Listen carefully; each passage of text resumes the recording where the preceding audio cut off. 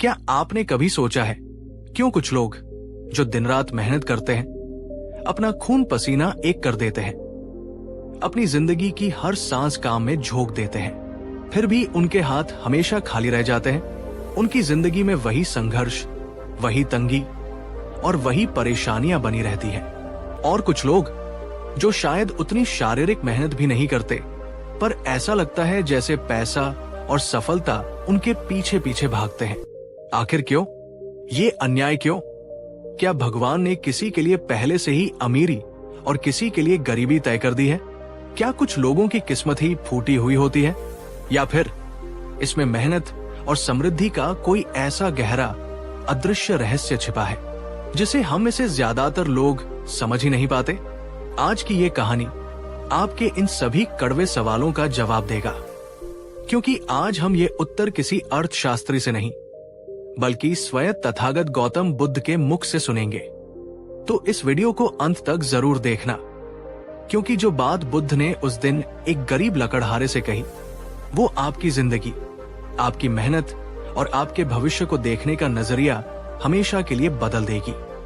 और हाँ, अगर आप भी अपनी मेहनत का सही फल पाना चाहते हैं तो इस वीडियो को अपना समर्थन दीजिए और इसे अभी एक लाइक जरूर करें। बहुत समय पहले की बात है। श्रावस्ती नगर के पास एक गांव में बलभद्र नाम का एक लकड़हारा रहता था। बलभद्र अपने नाम की ही तरह अत्यंत बलवान और परिश्रमी था। उसकी ईमानदारी की मिसालें पूरे गांव में दी जाती थी। वह रोजाना सुबह सूरज निकलने से पहले अपनी कुल्हाड़ी लेकर जंगल में निकल जाता और देर शाम तक, जब तक उसके शरीर की सारी ऊर्जा खत्म न हो जाती, लकड़ियां काटता रहता। वो दूसरों से ज्यादा लकड़ियां काटता, दूसरों से ज्यादा मेहनत करता। फिर वो उस लकड़ी के भारी गट्ठर को अपने कंधे पर उठाकर कई मील पैदल चलकर शहर के बाजार में बेचने जाता। पर इतनी कड़ी मेहनत, इतनी ईमानदारी के बावजूद उसके जीवन में कोई बदलाव नहीं आ रहा था। उसे अपनी मेहनत के बदले बस इतने ही पैसे मिलते थे जिससे उसके परिवार का मुश्किल से 2 वक्त का पेट भर पाता था। उसके बच्चे फटे पुराने कपड़े पहनते थे, उसकी झोपड़ी बारिश में टपकती थी और उसकी पत्नी हमेशा बीमार रहती थी। वो अक्सर अपने आसपास के उन व्यापारियों को देखता था जो उससे कम मेहनत करते थे पर आलीशान घरों में रहते थे और स्वादिष्ट भोजन करते थे।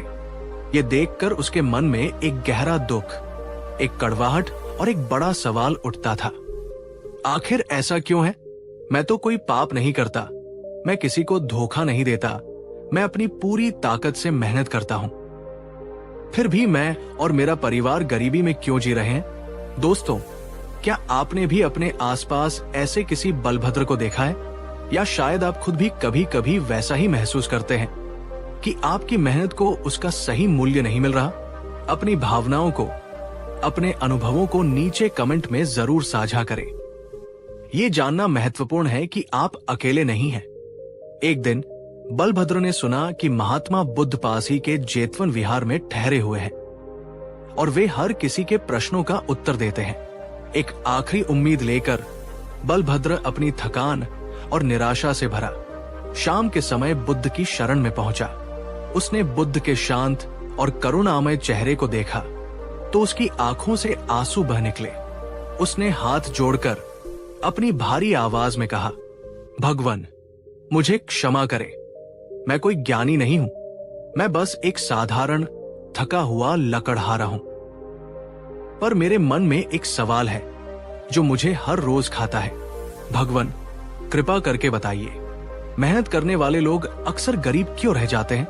क्या हमारी मेहनत ही काफी नहीं है, या इस दुनिया का नियम ही कुछ ऐसा है कि गरीब हमेशा गरीब ही रहेगा और अमीर होता जाएगा? ये प्रश्न सुनकर विहार के शांत वातावरण में एक गहरा सन्नाटा छा गया। ये किसी शास्त्र का प्रश्न नहीं था, ये जीवन की सबसे कठोर सच्चाई का प्रश्न था। बुद्ध ने अपनी आंखें खोली। उनकी दृष्टि में बलभद्र के लिए असीम करुणा थी। उन्होंने उसे पास बैठने का इशारा किया और कहा, बलभद्र, तुम्हारा प्रश्न बहुत सच्चा है और तुम्हारी पीड़ा भी। ये सत्य है कि तुम बहुत कठोर परिश्रम करते हो, पर वत्स, केवल कठोर परिश्रम, हार्ड वर्क ही समृद्धि का एकमात्र कारण नहीं है। केवल घोड़े की तरह दिन रात गाड़ी खींचने से कोई अमीर नहीं बन जाता। यदि ऐसा होता तो इस दुनिया में हर गधा और हर बैल सबसे धनी होता। कठोर परिश्रम आवश्यक है, पर वो केवल नींव है। समृद्धि की इमारत 4 मजबूत स्तंभों पर खड़ी होती है और अक्सर मेहनत करने वाले लोग इन 4 स्तंभों में से किसी न किसी एक में या सभी में चूक कर जाते हैं। ये सुनकर बलभद्र की उत्सुकता बढ़ गई। उसने पूछा, भगवान, वे 4 स्तंभ कौन से हैं? कृपा करके मेरा मार्गदर्शन करें। और फिर बुद्ध ने गरीबी के उन 4 असली कारणों का खुलासा किया जो हमारी मेहनत पर पानी फेर देते हैं। दोस्तों, बुद्ध की इन 4 बातों को अब बहुत ध्यान से सुनिएगा। पहला कारण, दिशाहीन मेहनत। बुद्ध ने कहा, बलभद्र, पहला और सबसे बड़ा कारण है बिना सही दिशा के, बिना सही योजना के की गई मेहनत, अकुशल कर्म। तुम रोज जंगल जाते हो और लकड़ियां काटते हो। ये कठोर परिश्रम है, पर क्या तुमने कभी रुककर ये सोचा कि तुम इसी काम को और बेहतर तरीके से कैसे कर सकते हो? क्या तुमने कभी ये जानने की कोशिश की कि शहर में किस प्रकार की लकड़ी की ज्यादा मांग है? सूखी लकड़ी की या किसी विशेष पेड़ की लकड़ी की? क्या तुमने कभी ये सोचा कि अगर तुम लकड़ी को सीधे बेचने के बजाय उससे कुछ उपयोगी वस्तुएं जैसे मेज या कुर्सी बनाकर बेचो तो क्या तुम्हें ज्यादा मूल्य नहीं मिलेगा? क्या तुमने कभी कुछ और लकड़हारों के साथ मिलकर एक समूह बनाने का सोचा ताकि तुम शहर तक लकड़ियां ले जाने के लिए एक गाड़ी किराए पर ले सको और तुम्हारी शारीरिक मेहनत कम हो जाए? बुद्ध ने समझाया, कठोर परिश्रम, हार्ड वर्क महत्वपूर्ण है, पर उससे भी ज्यादा महत्वपूर्ण है कुशल परिश्रम, स्मार्ट वर्क। अपनी बुद्धि का प्रयोग करो, केवल शरीर से ही नहीं, अपने दिमाग से भी काम लो। सही दिशा में लगाया गया एक छोटा सा कदम भी गलत दिशा में लगाई गई 1000 छलांगों से बेहतर होता है।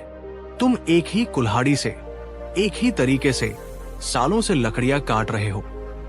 तुमने अपनी कुल्हाड़ी की धार को कभी तेज करने का या काटने की कोई नई तकनीक सीखने का प्रयास ही नहीं किया। तुम्हारी मेहनत एक ही दायरे में कैद होकर रह गई है। दोस्तों, ये बात आज भी उतनी ही सच है। कितने ही लोग हैं जो 8 से 10 घंटे एक ही तरह का काम एक ही तरीके से सालों तक करते रहते हैं, पर कभी अपनी स्किल्स को अपग्रेड करने, कुछ नया सीखने या अपने काम को और बेहतर तरीके से करने के बारे में नहीं सोचते। वे केवल कड़ी मेहनत करते हैं, कुशल मेहनत नहीं। क्या आप अपनी मेहनत को और अधिक स्मार्ट बना सकते हैं? क्या कोई ऐसी नई स्किल है जिसे सीखकर आप अपने काम की वैल्यू बढ़ा सकते हैं? नीचे कमेंट में बताइए। बुद्ध ने अपनी बात आगे बढ़ाई, बलभद्र, गरीबी का दूसरा बड़ा कारण है कमाए हुए धन का सही प्रबंधन न करना। तुम दिन भर मेहनत करके जो भी थोड़ा बहुत कमाते हो, उसका क्या करते हो? क्या तुमने कभी उसे बचाने या उसे बढ़ाने के बारे में सोचा है? बुद्ध ने समझाया, तुम्हारा कमाया हुआ धन एक बीज की तरह है। तुम चाहो तो उस बीज को तुरंत खाकर अपनी एक दिन की भूख मिटा सकते हो, या तुम चाहो तो उस बीज को जमीन में बो सकते हो ताकि भविष्य में उससे एक पूरा पेड़ उग सके जो तुम्हें जीवन भर फल देगा। अक्सर गरीब और मेहनतकश लोग आज में जीते हैं। वे जो कमाते हैं उसे अनावश्यक चीजों या क्षणिक सुखों में खर्च कर देते हैं। वे बचत और निवेश के महत्व को नहीं समझते। उनका धन एक ऐसे घड़े की तरह होता है जिसमें नीचे कई छेद हों। वे ऊपर से पानी, धन डालते जाते हैं और वो नीचे से बहता जाता है। घड़ा कभी भरता ही नहीं। धनी व्यक्ति अपने धन को काम पर लगाता है, वो धन से और धन बनाता है, जबकि निर्धन व्यक्ति धन के लिए काम करता रहता है। ये बात आज की फाइनेंशियल प्लानिंग का सबसे बड़ा नियम है। अपनी कमाई का एक हिस्सा, चाहे वो कितना भी छोटा क्यों न हो, बचाना और उसे सही जगह निवेश करना गरीबी के चक्र को तोड़ने का सबसे शक्तिशाली तरीका है।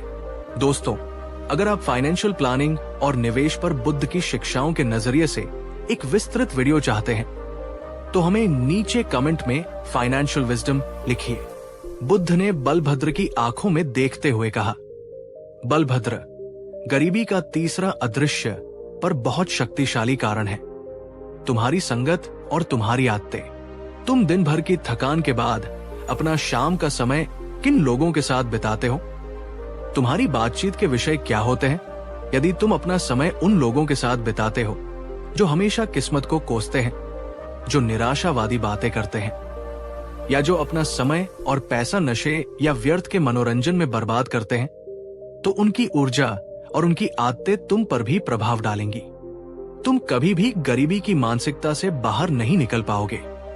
बुरी संगत एक ऐसे दीमक की तरह है जो तुम्हारी मेहनत की लकड़ी को अंदर ही अंदर खोखला कर देती है। तुम्हें पता भी नहीं चलता और तुम कमजोर होते जाते हो। इसके विपरीत, यदि तुम ऐसे लोगों का संग करो जो तुमसे ज्यादा ज्ञानी हैं, जो सकारात्मक हैं, जो तुम्हें आगे बढ़ने के लिए प्रेरित करते हैं, तो उनकी ऊर्जा तुम्हें भी ऊपर उठाएगी। अपनी आदतों पर ध्यान दो। क्या तुम अपने कमाए हुए थोड़े से धन को भी शराब या किसी और नशे में तो नहीं उड़ा देते? ये आदतें गरीबी की जंजीरें हैं। जरा ईमानदारी से सोचिए, आपके सबसे करीबी 5 दोस्त कैसे हैं? क्या वे आपको बेहतर इंसान बनने में मदद करते हैं या आपको पीछे खींचते हैं? आपकी संगत ही आपकी रंगत तय करती है। अंत में बुद्ध ने सबसे गहरे और सबसे महत्वपूर्ण कारण पर प्रकाश डाला। और बलभद्र इन सबसे ऊपर गरीबी का चौथा और असली कारण है। गरीबी की मानसिकता, पॉवर्टी माइंडसेट, स्वयं। ये एक अदृश्य मानसिक जेल है जिसमें व्यक्ति खुद को कैद कर लेता है। ये एक ऐसा गहरा विश्वास है कि मैं गरीब हूं और मैं हमेशा गरीब ही रहूंगा। अमीर बनना मेरे बस की बात नहीं है। पैसा तो केवल बेईमान लोगों के पास आता है। मैं इसके लायक ही नहीं हूं। जब तुम अपने मन में ही ये मान लेते हो कि तुम गरीब हो, तो तुम कभी भी उन अवसरों को नहीं देख पाते जो तुम्हारे चारों ओर मौजूद होते हैं। तुम्हारी सोच ही तुम्हारी सीमाओं का निर्माण करती है। तुम एक ऐसे हाथी की तरह बन जाते हो जिसे बचपन में एक पतली रस्सी से बांधा गया था, और अब बड़ा और शक्तिशाली होने के बाद भी वो ये मानता है कि वो उस रस्सी को नहीं तोड़ सकता। बलभद्र, सबसे पहले तुम्हें अपने मन के इस विश्वास को तोड़ना होगा।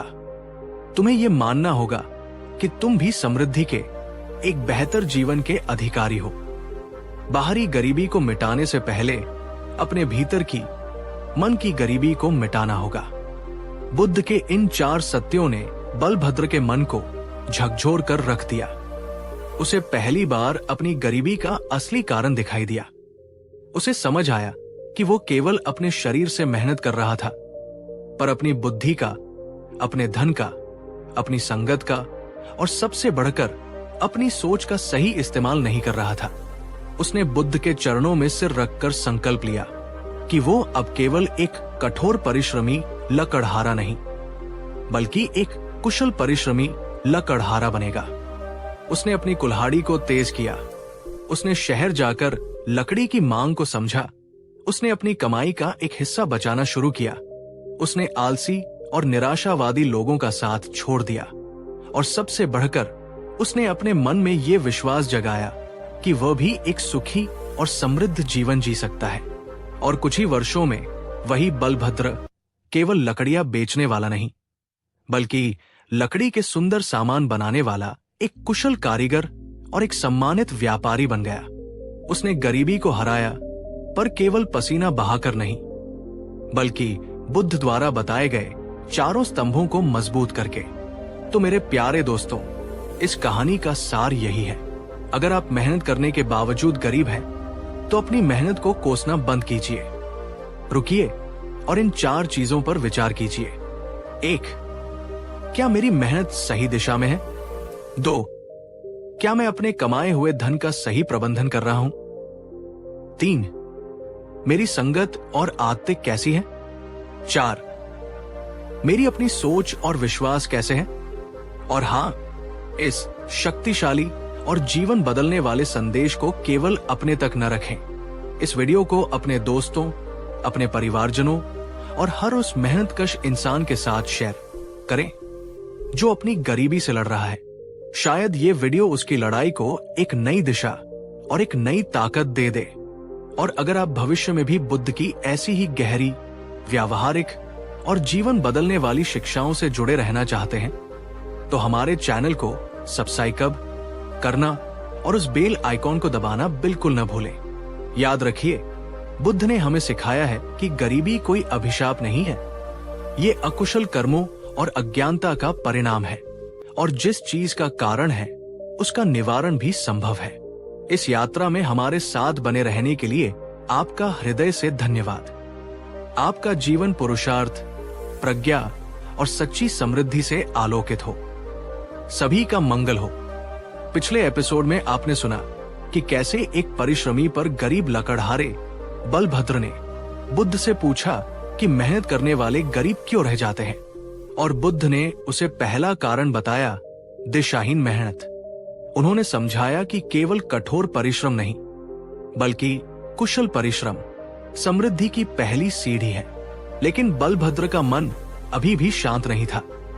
उसे ये तो समझ आ गया था कि उसे अपनी मेहनत की दिशा बदलनी है, पर उसके मन में एक और गहरा, कड़वा सवाल था, जो शायद आपके मन में भी उठ रहा होगा। अगर केवल स्मार्ट वर्क ही सब कुछ है, तो फिर उस मजदूर का क्या जिसके पास स्मार्ट वर्क करने के अवसर ही नहीं है?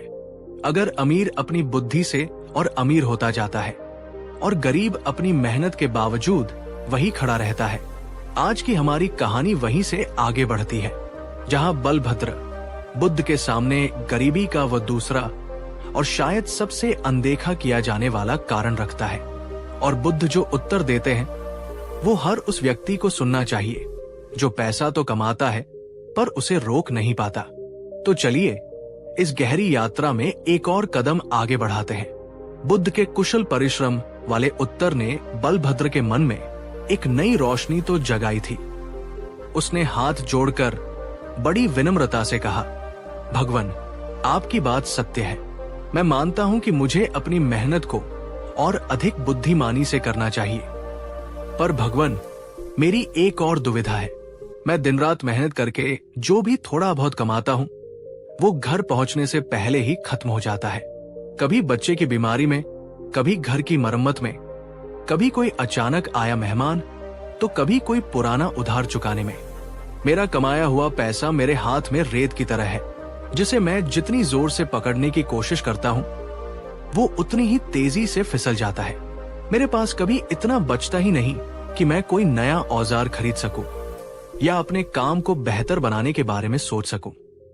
मैं तो बस अपनी रोज की जरूरतों के चक्र में ही फंसा हुआ हूं। बलभद्र की आंखों में देखते हुए बुद्ध ने पूरी सभा से पूछा, क्या यहाँ कोई ऐसा है जिसकी यही समस्या है? सभा में बैठे कई गरीब किसानों और मजदूरों ने धीरे से अपना सिर हाँ में हिलाया।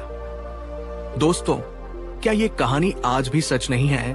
हम ऐसे कितने लोग हैं जो महीने के आखिर में ये सोचते हैं, पैसा आया और कहाँ चला गया, पता ही नहीं चला। अगर आपके साथ भी ऐसा होता है तो नीचे कमेंट में यस लिखिए। ये स्वीकार करना ही बदलाव का पहला कदम है। बुद्ध मुस्कुराए। उन्होंने कहा, बलभद्र, तुम्हारी समस्या तुम्हारी कमाई में नहीं, तुम्हारे धन को रखने के पात्र में है। तुम्हारा पात्र ही टूटा हुआ है। ये सुनकर सब हैरान हो गए। बुद्ध ने एक भिक्षु को इशारा किया और एक मिट्टी का घड़ा मंगवाया। उन्होंने वो घड़ा बलभद्र को देते हुए कहा, जाओ और इस घड़े को पास की नदी से भरकर लाओ। बलभद्र ने आज्ञा का पालन किया। वो घड़ा लेकर नदी पर गया, उसे पूरा भरा और वापस आने लगा। पर जैसे ही उसने कुछ कदम चले, उसने देखा कि घड़े के नीचे एक छोटा सा छेद है और पानी बूंद बूंद करके टपक रहा है। जब तक वो बुद्ध के पास वापस पहुंचा, घड़ा लगभग आधा खाली हो चुका था। बलभद्र ने शर्मिंदगी से सिर झुका लिया और कहा, भगवान, क्षमा करें, इस घड़े में छेद है। बुद्ध ने अपनी शांत, भेदक दृष्टि से उसे देखा और कहा, यही तुम्हारे जीवन की सच्चाई है बलभद्र। तुम कठोर परिश्रम करके, पसीना बहाकर अपने जीवन के घड़े को हर रोज भरते हो, पर उस घड़े में बचत न करने के, फिजूल खर्ची के और भविष्य की योजना न बनाने के अनेक छोटे छोटे छेद हैं। तुम्हारा कमाया हुआ धन इन्हीं छेदों से दिन रात बहता रहता है। और तुम्हारा घड़ा कभी पूरी तरह भर ही नहीं पाता। गरीबी का दूसरा सबसे बड़ा कारण है धन का कुप्रबंधन। मेहनत करके धन कमाना पहला चरण है, पर उसे संभाल कर रखना और उसे बढ़ाना ये दूसरा और उससे भी महत्वपूर्ण चरण है, जिसे अक्सर मेहनतकश लोग अनदेखा कर देते हैं। बलभद्र ने उत्सुकता से पूछा, भगवन, तो मैं अपने इस घड़े के छेदों को कैसे भरूं? मैं अपने धन को कैसे रोकूं? बुद्ध ने उसे धन के प्रबंधन के 3 सरल पर शक्तिशाली नियम बताए, जो आज भी उतने ही प्रासंगिक है। नियम 1, आय का एक हिस्सा स्वयं के लिए बचाओ। बुद्ध ने कहा, सबसे पहला और सबसे जरूरी नियम है, तुम जो भी कमाओ, चाहे एक सिक्का या 100 सिक्के, उसका कम से कम 10वां हिस्सा सबसे पहले अपने लिए, अपने भविष्य के लिए निकाल कर अलग रख दो। ये वो बीज है जिसे तुम्हें खर्च नहीं करना है, बल्कि बोना है। बाकी के 9 हिस्सों से अपना घर चलाओ। अक्सर गरीब व्यक्ति पहले सबका चुकाता है, दुकानदार का, साहूकार का, और जो बचता है, जो कभी नहीं बचता, वो अपने लिए रखता है। जबकि धनी व्यक्ति सबसे पहले खुद को देता है। वो अपनी बचत और निवेश को सबसे पहली प्राथमिकता बनाता है। ये सोच का एक बहुत बड़ा अंतर है। नियम 2, बचत को काम पर लगाओ। बुद्ध ने आगे कहा, उस बचाए हुए धन को केवल संदूक में बंद करके मत रखो। वो मरा हुआ धन है।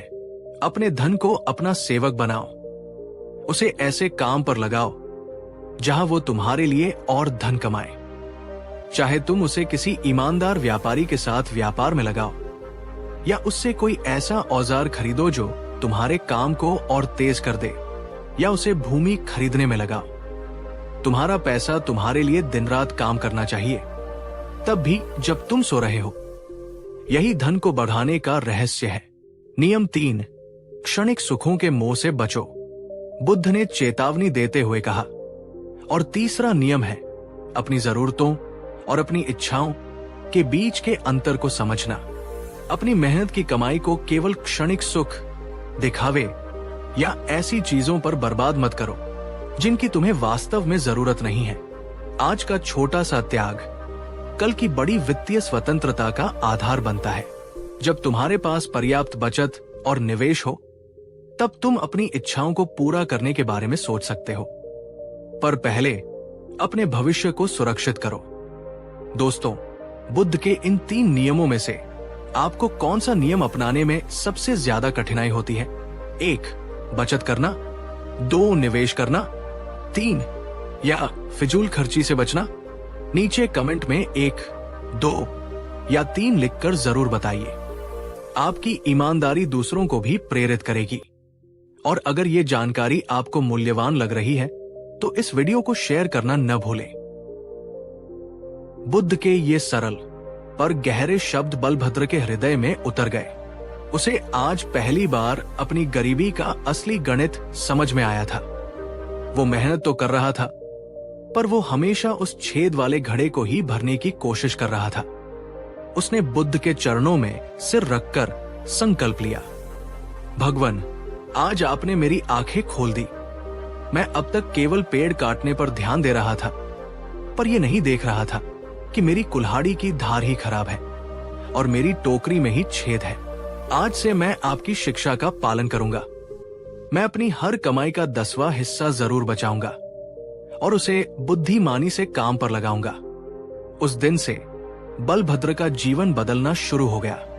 वो जब भी लकड़ियां बेचकर आता, तो चाहे कितनी भी कम कमाई क्यों न हुई हो, वो उसमें से कुछ सिक्के एक अलग मटकी में डाल देता, जिसे वो छूता नहीं था। शुरुआत में ये बहुत कठिन था। कई बार उसे लगा कि वो ये नहीं कर पाएगा, पर उसका संकल्प दृढ़ था। धीरे धीरे उस मटकी में सिक्के बढ़ने लगे। कुछ महीनों बाद जब उसके पास पर्याप्त सिक्के जमा हो गए, तो उसने उससे एक नई तेज धार वाली कुल्हाड़ी खरीदी।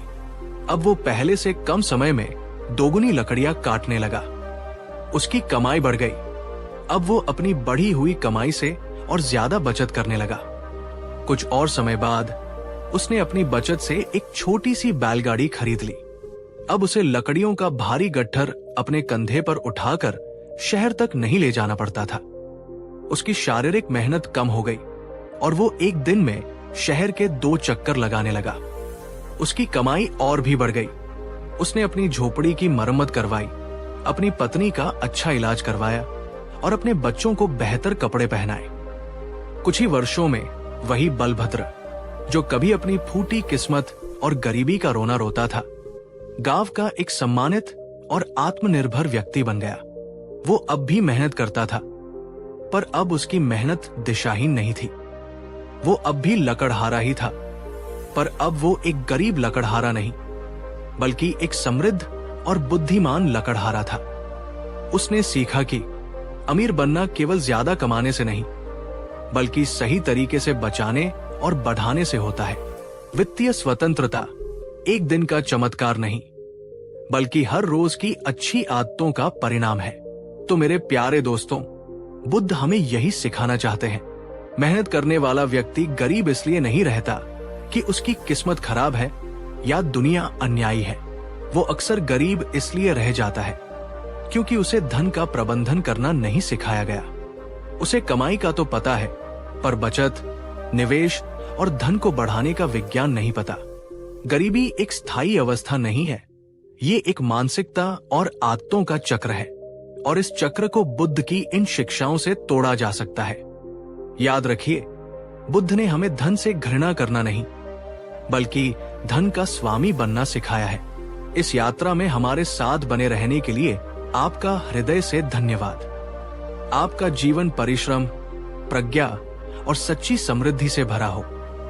पिछले एपिसोड्स में हमने उस गरीब और परिश्रमी लकड़हारे बलभद्र के माध्यम से ये जाना कि मेहनत करने वाले अक्सर गरीब क्यों रह जाते हैं। बुद्ध ने उसे पहले 2 बड़े कारण बताए।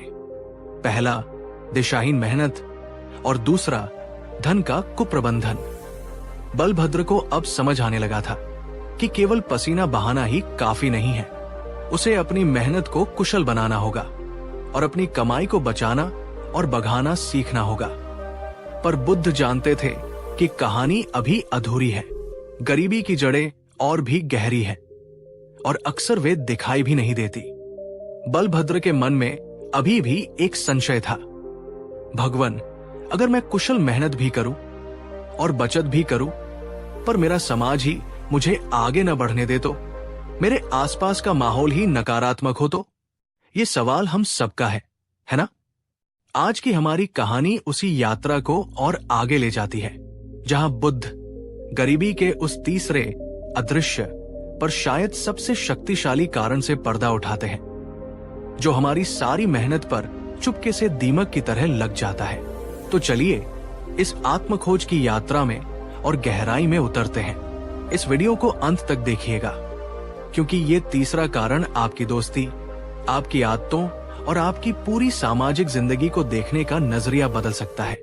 बुद्ध के पहले 2 उत्तरों ने बलभद्र के मन पर गहरा प्रभाव डाला था। वो एक नई दृष्टि लेकर अपनी जिंदगी को देख रहा था, पर उसके अनुभवजन्य जीवन की कुछ कठोर सच्चाइयां उसे अभी भी बेचैन कर रही थी। उसने अपने दोनों हाथों को जोड़कर बड़ी ही विनम्रता से अपना अगला प्रश्न रखा। भगवान, आपने जो मार्ग दिखाया वो सत्य है। मैं आज से ही कुशल मेहनत और धन की बचत का संकल्प लेता हूं। पर मेरी एक और दुविधा है जो मुझे अंदर ही अंदर खाई जाती है। मैं जिस माहौल में रहता हूं, मेरे आसपास जो लोग हैं, वे सभी निराशा और अभाव में जीते हैं। जब मैं काम से थकहार कर शाम को घर लौटता हूं, तो मेरे मित्र मुझे अपने साथ बुलाते हैं।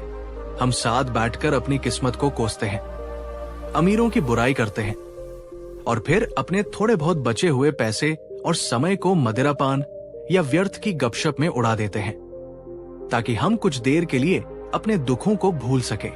उस माहौल में बचत या भविष्य की योजना बनाने की बातें करना भी मजाक का पात्र बनने जैसा है।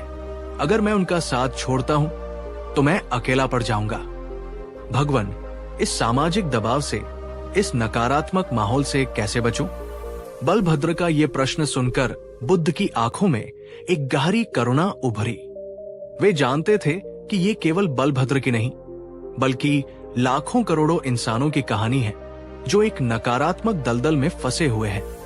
और बाहर निकलना चाहते हैं पर निकल नहीं पाते।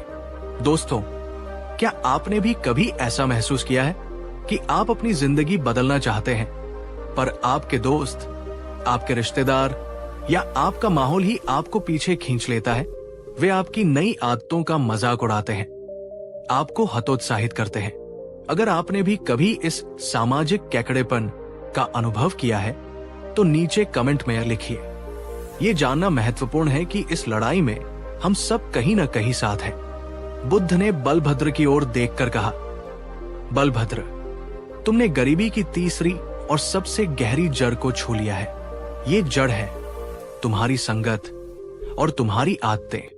तुम किन लोगों के साथ अपना सबसे कीमती समय बिताते हो और उस समय में तुम क्या करते हो, यही तुम्हारी समृद्धि या तुम्हारी गरीबी की दिशा तय करता है।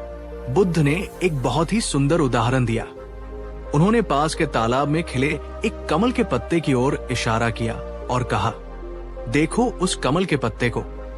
बारिश की बूंदें उस पर गिरती तो है पर टिकती नहीं, फिसल जाती है, क्योंकि उस पत्ते की सतह चिकनी और ऊपर की ओर उठी हुई है।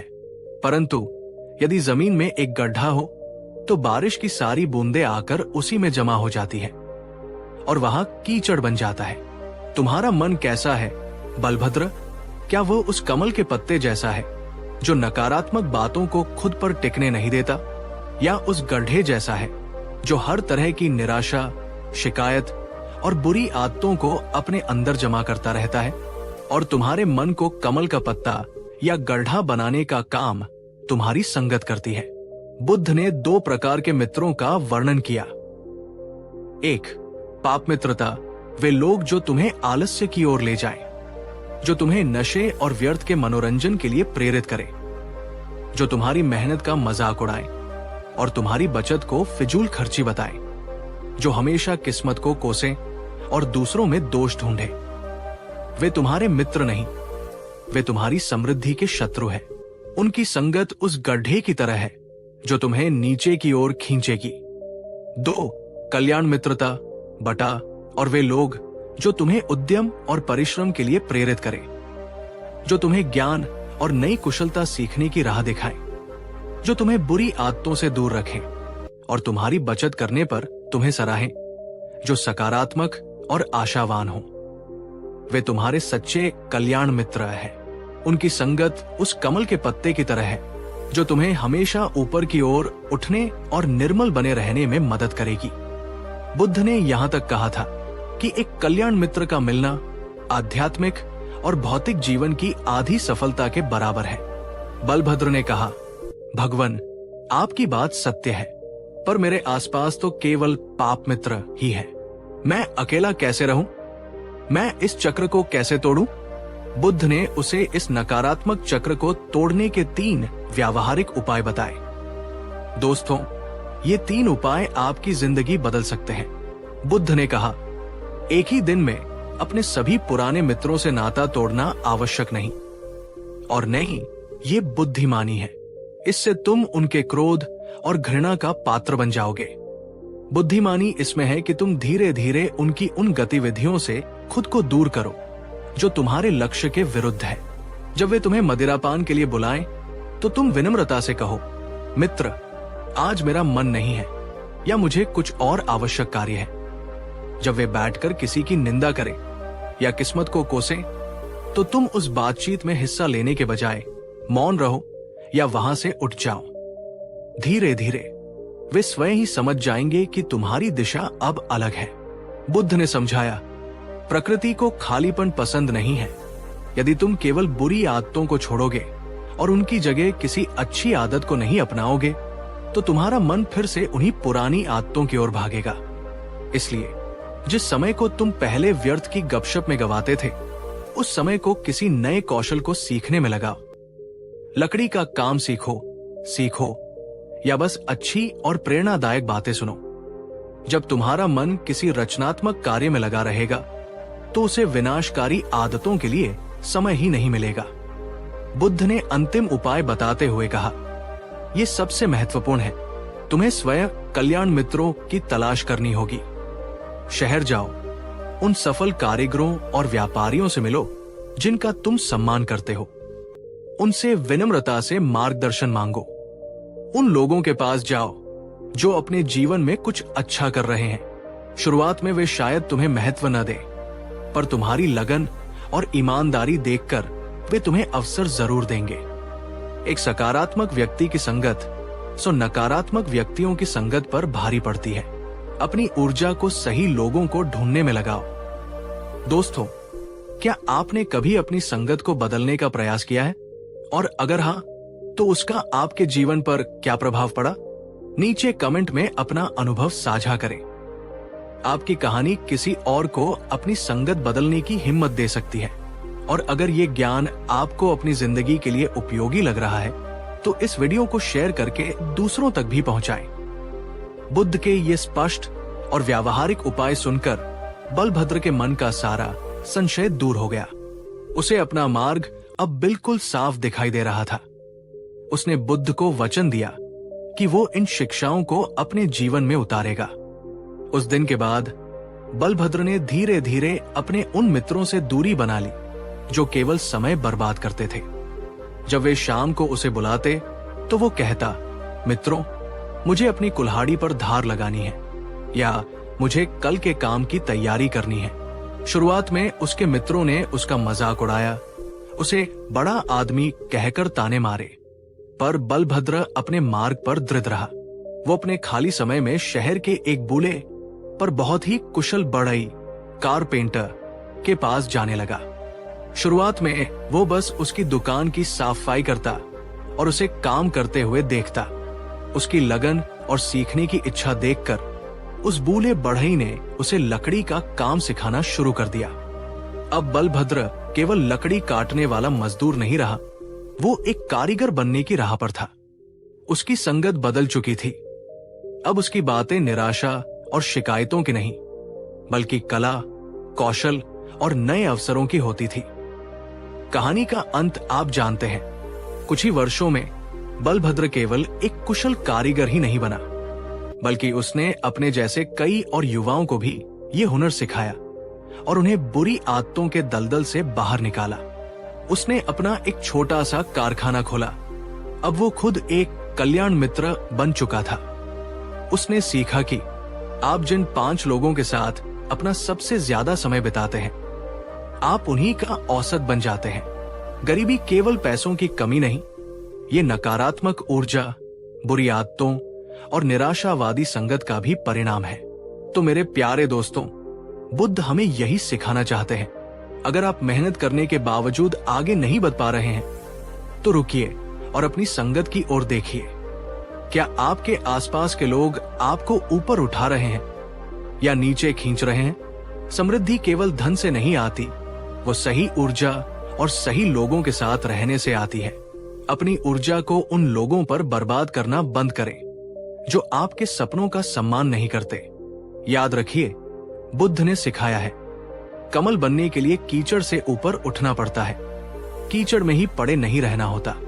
इस ज्ञान यात्रा में हमारे साथ बने रहने के लिए आपका हृदय से धन्यवाद। आपका जीवन कल्याण मित्रों की संगत और शुभ कर्मों की सुगंध से भरा हो। पिछले 3 एपिसोड्स में हमने उस गरीब पर परिश्रमी लकड़हारे बलभद्र के साथ एक अविश्वसनीय यात्रा की है। हमने बुद्ध की प्रज्ञा के माध्यम से जाना कि मेहनत करने वाले लोग अक्सर गरीब क्यों रह जाते हैं। हमने पहले 3 बड़े कारणों को समझा। पहला, दिशाहीन मेहनत, दूसरा, धन का कुप्रबंधन, और तीसरा, बुरी संगत और आदतें। बलभद्र को अब अपनी गलतियां समझ आने लगी थी। उसने कुशल मेहनत करने, बचत करने और अच्छी संगत में रहने का संकल्प ले लिया था। उसे लग रहा था कि अब उसे सफलता का सूत्र मिल गया है, पर बुद्ध जानते थे कि सबसे बड़ी, सबसे गहरी और सबसे अदृश्य जड़ अभी भी बाकी है। एक ऐसी जड़ जो अगर न काटी गई तो बाकी सारे प्रयास अधूरे रह जाएंगे। एक ऐसी मानसिक जेल जिसकी दीवारें तो नहीं है, पर जिसकी कैद सबसे मजबूत है। आज के इस अंतिम और सबसे महत्वपूर्ण एपिसोड में हम उस यात्रा को उसके शिखर तक ले जाएंगे, जहां बुद्ध गरीबी के उस चौथे और सबसे गहरे रहस्य से पर्दा उठाते हैं। जो बताता है कि अमीर और अमीर क्यों होता जाता है और गरीब अक्सर गरीबी के चक्र में ही क्यों फंसा रह जाता है। तो चलिए इस आत्मरूपांतरण की यात्रा के अंतिम चरण में प्रवेश करते हैं। बुद्ध के दिए गए 3 सूत्रों ने बलभद्र के मन पर एक अमिट छाप छोड़ी थी। वो अब खुद को एक असहाय पीड़ित के रूप में नहीं, बल्कि एक ऐसे व्यक्ति के रूप में देख रहा था जिसके हाथ में अपनी स्थिति को बदलने के औजार थे। फिर भी एक अंतिम संशय उसके मन में कांटे की तरह चुभ रहा था। उसने अपने दोनों हाथों को जोड़कर बड़ी ही विनम्रता और हिम्मत के साथ अपना अंतिम प्रश्न रखा। भगवान, आपकी शिक्षाओं से मेरा मार्ग तो प्रकाशित हो गया है और मैं इन पर चलने का दृढ़ संकल्प लेता हूं, पर कृपा करके मेरी एक अंतिम जिज्ञासा को शांत करें। मैंने अक्सर देखा है कि जो लोग पहले से ही अमीर हैं, उनके लिए धन कमाना और भी आसान होता जाता है। पैसा पैसे को खींचता है, उनके लिए नए अवसर आसानी से खुल जाते हैं, जबकि एक गरीब व्यक्ति जब आगे बढ़ने की कोशिश करता है तो उसे 1000 बाधाओं का सामना करना पड़ता है।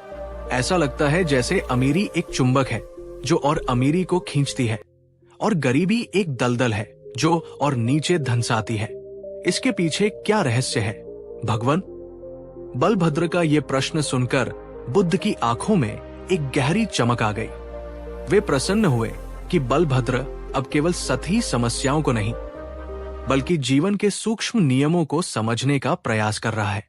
दोस्तों, क्या आपने भी कभी ऐसा महसूस किया है कि अमीरों के लिए मौके आसानी से मिल जाते हैं, जबकि गरीबों के लिए हर रास्ता मुश्किल होता है? इसे अक्सर लोग किस्मत या अन्याय का नाम दे देते हैं, पर क्या इसका कोई मनोवैज्ञानिक कारण भी हो सकता है? आप इस बारे में क्या सोचते हैं? नीचे कमेंट में जरूर बताइए। बुद्ध मुस्कुराए। उन्होंने कहा, बलभद्र, तुमने बहुत गहरा प्रश्न किया है। अमीर और अमीर क्यों होता है और गरीब गरीबी में क्यों फंसा रहता है? इसका सबसे बड़ा कारण कोई बाहरी शक्ति नहीं, बल्कि एक आंतरिक अवस्था है। ये तुम्हारे मन की अपनी ही बनाई हुई कैद है। बुद्ध ने उसे समझाने के लिए एक बहुत ही शक्तिशाली कहानी सुनाई। एक बार एक व्यक्ति एक नगर से गुजर रहा था। उसने देखा कि कुछ बहुत ही विशाल और शक्तिशाली हाथियों को बस एक पतली सी रस्सी से उनके अगले पैर में बांध कर रखा गया है। न कोई मोटी जंजीर थी, न कोई मजबूत पिंजरा। वो व्यक्ति ये देखकर बहुत हैरान हुआ। उसने महावत, हाथी के रखवाले, से पूछा, ये कैसे संभव है? ये हाथी तो इतने शक्तिशाली है कि वे एक झटके में इस पतली सी रस्सी को तोड़कर आजाद हो सकते हैं, पर वे ऐसा प्रयास भी क्यों नहीं कर रहे हैं? महावत ने मुस्कुराकर जवाब दिया, श्रीमान, जब ये हाथी छोटे बच्चे थे तब हम इन्हें इसी रस्सी से बांधते थे। उस समय ये रस्सी उन्हें काबू में रखने के लिए काफी मजबूत थी। उन्होंने इसे तोड़ने की बहुत कोशिश की, पर तोड़ नहीं पाए। धीरे धीरे उन्होंने ये मान लिया कि ये रस्सी तोड़ी नहीं जा सकती। अब वे इतने विशाल और शक्तिशाली हो गए हैं, पर उनके मन में आज भी वही बचपन का विश्वास बैठा हुआ है कि ये रस्सी बहुत मजबूत है और वे इसे कभी नहीं तोड़ पाएंगे। वे शारीरिक रूप से नहीं, बल्कि अपने मानसिक विश्वास से बंधे हुए हैं। कहानी खत्म करने के बाद बुद्ध ने बलभद्र की आंखों में सीधे झांकते हुए कहा, बलभद्र, गरीबी का चौथा और सबसे गहरा कारण यही है। ये है गरीबी की मानसिकता। ये एक अदृश्य रस्सी है जिससे करोड़ों मेहनतकश लोग बंधे हुए हैं और वे ये जानते भी नहीं। ये एक ऐसा गहरा आंतरिक विश्वास है जो बचपन के अनुभवों, सामाजिक कंडीशनिंग और बार बार की असफलताओं से हमारे मन में घर कर जाता है। ये विश्वास हमें बार बार कहता है, मैं गरीब हूं और मैं हमेशा गरीब ही रहूंगा। अमीर बनना तो बड़े भाग्य वालों का काम है, ये मेरे बस की बात नहीं है। पैसा कमाना बहुत मुश्किल है। पैसे वाले लोग बुरे और बेईमान होते हैं। मैं एक बेहतर जीवन के लायक ही नहीं हूं। और जब तुम अपने मन में ही ये मान लेते हो, तो तुम उस विशाल हाथी की तरह बन जाते हो जो अपनी शक्ति को भूलकर एक पतली सी रस्सी से बंधा रहता है। तुम उन अवसरों को देख ही नहीं पाते जो तुम्हारे चारों ओर बिखरे पड़े हैं, क्योंकि तुम्हारा मन कहता है ये तुम्हारे लिए नहीं है। तुम्हारी सोच ही तुम्हारी सीमाओं का निर्माण कर देती है। बलभद्र ने पूछा, भगवन, तो मैं ये कैसे जानूं कि मैं भी इस मानसिक कैद में हूं? और अगर हूं, तो मैं इस अदृश्य रस्सी को कैसे तोड़ूं? बुद्ध ने उसे गरीबी की मानसिकता के 3 मुख्य लक्षण और उन्हें तोड़ने के उपाय बताए। दोस्तों, इन्हें बहुत ध्यान से सुने और देखें कि कहीं ये लक्षण आपके भीतर तो नहीं है। गरीबी की मानसिकता वाला व्यक्ति हमेशा कमी के बारे में सोचता है। मेरे पास पैसा नहीं है, मेरे पास समय नहीं है, मेरे पास अवसर नहीं है। वो हमेशा यही सोचता है कि दुनिया में संसाधन सीमित है और अगर किसी और को कुछ मिलता है तो इसका मतलब है कि उसके हिस्से का कम हो गया। वो देने से डरता है। बुद्ध ने कहा, ये देखना शुरू करो कि तुम्हारे पास क्या क्या है, न कि ये कि क्या क्या नहीं है। तुम्हारे पास स्वास्थ्य है, तुम्हारे पास समय है, तुम्हारे पास कुछ न कुछ कौशल है। जब तुम कृतज्ञता का अभ्यास करते हो और निस्वार्थ भाव से किसी को थोड़ा सा भी देते हो, चाहे वो समय हो या ज्ञान, तो तुम अपने मन को ये संदेश देते हो कि तुम्हारे पास कमी नहीं है, तुम्हारे पास प्रचुरता है। और प्रचुरता की सोच ही और प्रचुरता को आकर्षित करती है। गरीबी की मानसिकता वाला व्यक्ति सुरक्षित खेलने में विश्वास रखता है। वो अपनी वर्तमान स्थिति, चाहे वो कितनी भी दुखदाई क्यों न हो, उसे छोड़ने से डरता है। वो कोई भी नया काम शुरू करने, कोई भी निवेश करने या कोई भी परिकलित जोखिम, कैलकुलेटेड रिस्क लेने से घबराता है, क्योंकि उसे हमेशा असफल होने का डर सताता है। उपाय: छोटी शुरुआत करो और अपनी समझ पर विश्वास करो। बुद्ध ने कहा, मैं तुम्हें अंधाधुंध जुआ खेलने को नहीं कह रहा, पर अपने आराम के दायरे से एक छोटा सा कदम बाहर निकालो। अपनी बचत का एक बहुत छोटा सा हिस्सा किसी नए औजार को खरीदने में या किसी छोटे से व्यापार में लगाकर देखो। असफलता से डरो मत, उसे एक शिक्षक समझो। हर असफलता तुम्हें पहले से अधिक बुद्धिमान बनाती है और ये सबसे गहरा लक्षण है। गरीबी की मानसिकता वाला व्यक्ति भीतर ही भीतर ये मानता है कि वो सफलता या समृद्धि के लायक ही नहीं है। जब भी उसके पास कोई बड़ा अवसर आता है तो वो अनजाने में ही उसे खराब कर देता है, क्योंकि उसका अवचेतन मन कहता है तुम इसके काबिल नहीं हो। उपाय: आत्ममैत्री और सकारात्मक पुष्टि का अभ्यास करो। बुद्ध ने कहा, बलभद्र, सबसे पहले तुम्हें अपने मन के इस गहरे झूठ को तोड़ना होगा। हर रोज स्वयं से कहो, मैं एक बेहतर जीवन का अधिकारी हूं, मैं समृद्धि और खुशी के लायक हूं, मेरे भीतर अनंत संभावनाएं हैं। अपनी पिछली गलतियों के लिए स्वयं को क्षमा करो और अपनी हर छोटी सफलता के लिए खुद की सराहना करो। जब तुम स्वयं अपनी कीमत करना सीख जाओगे, तभी दुनिया तुम्हारी कीमत करेगी। दोस्तों, इन 3 लक्षणों में से क्या कोई ऐसा लक्षण है जिसे आप अपने भीतर या अपने समाज में सबसे ज्यादा देखते हैं? अभाव की सोच, जोखिम से डर या खुद को कम समझना? नीचे कमेंट में अपनी सबसे बड़ी मानसिक बाधा को स्वीकार करें। स्वीकार करना ही उसे तोड़ने का पहला और सबसे शक्तिशाली कदम है। बुद्ध की ये अंतिम शिक्षा एक वज्र की तरह थी, जिसने बलभद्र के मन की सबसे मोटी और सबसे पुरानी जंजीर को तोड़ दिया। उसे आज अपनी गरीबी का असली कारण समझ में आया था। उसकी गरीबी बाहर की परिस्थितियों में उतनी नहीं थी जितनी उसके अपने ही मन के विश्वासों में थी। वो समझ गया था कि अमीर इसलिए होता है क्योंकि वो प्रचुरता की मानसिकता से जीता है। वो अवसरों को देखता है, जोखिम लेता है और खुद को सफलता के योग्य समझता है, जबकि गरीब अक्सर अभाव की मानसिकता के कारण अपनी ही बनाई हुई जेल में कैद रह जाता है।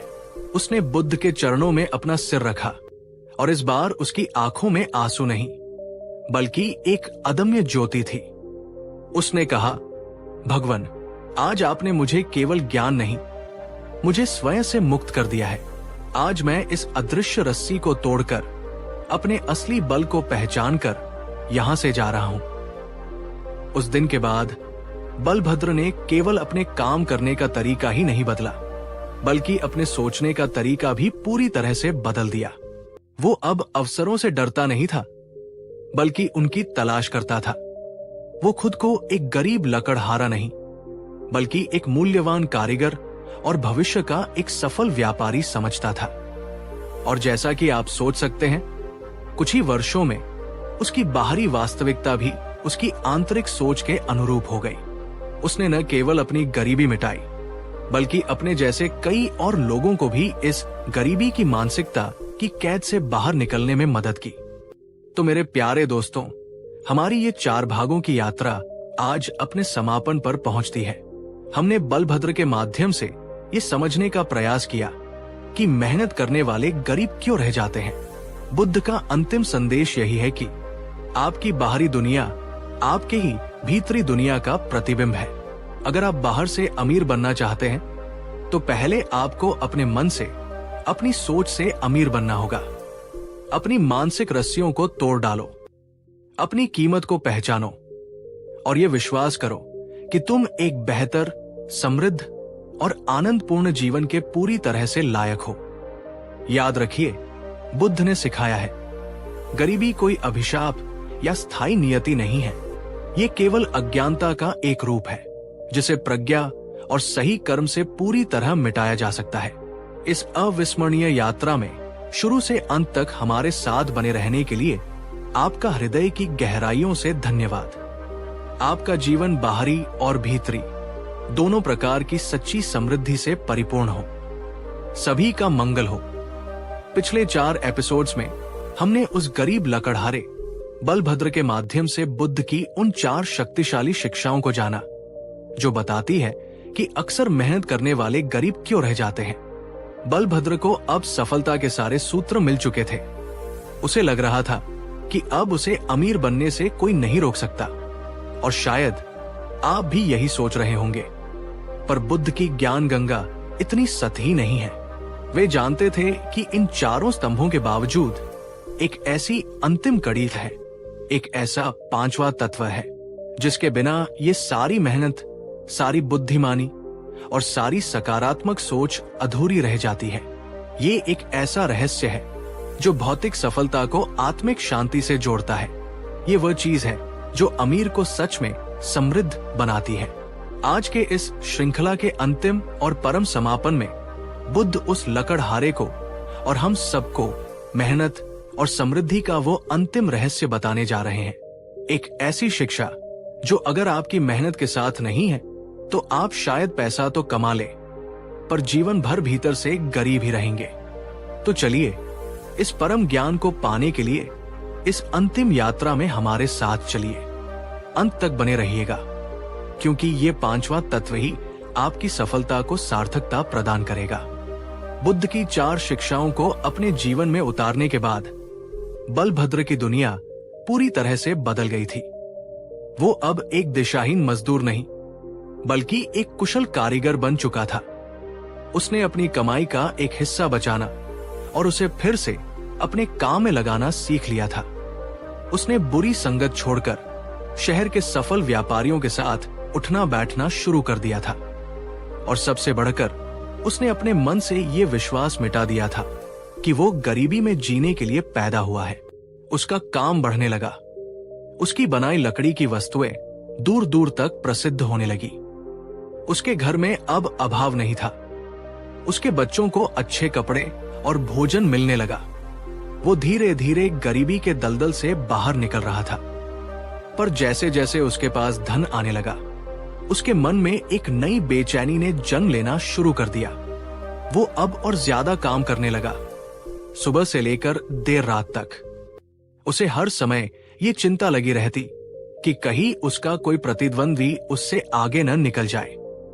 वो अब हर सिक्के का हिसाब रखने लगा और कभी कभी जरूरतमंदों की मदद करने में भी कंजूसी करने लगा, ये सोचकर कि कहीं उसका पैसा कम न हो जाए। उसके चेहरे से वो पुरानी सरलता और शांति गायब होने लगी थी, और उसकी जगह एक तनाव और प्रतिस्पर्धा ने ले ली थी। एक दिन जब वो फिर से बुद्ध के दर्शन के लिए जेतवन विहार गया, तो बुद्ध ने उसे देखते ही पूछ लिया, बलभद्र, तुम्हारे जीवन में समृद्धि तो आ रही है, पर तुम्हारे चेहरे से शांति क्यों जा रही है? तुम धन तो कमा रहे हो, पर आनंद क्यों खो रहे हो? ये सुनकर बलभद्र चौंक गया। उसने कहा, भगवन, मैं तो बस आपकी ही शिक्षाओं का पालन कर रहा हूं। मैं और अधिक कुशल बन रहा हूं और अधिक धन कमा रहा हूं ताकि मैं पूरी तरह से गरीबी से मुक्त हो सकूं। दोस्तों, क्या ये आज के सफल लोगों की कहानी नहीं है?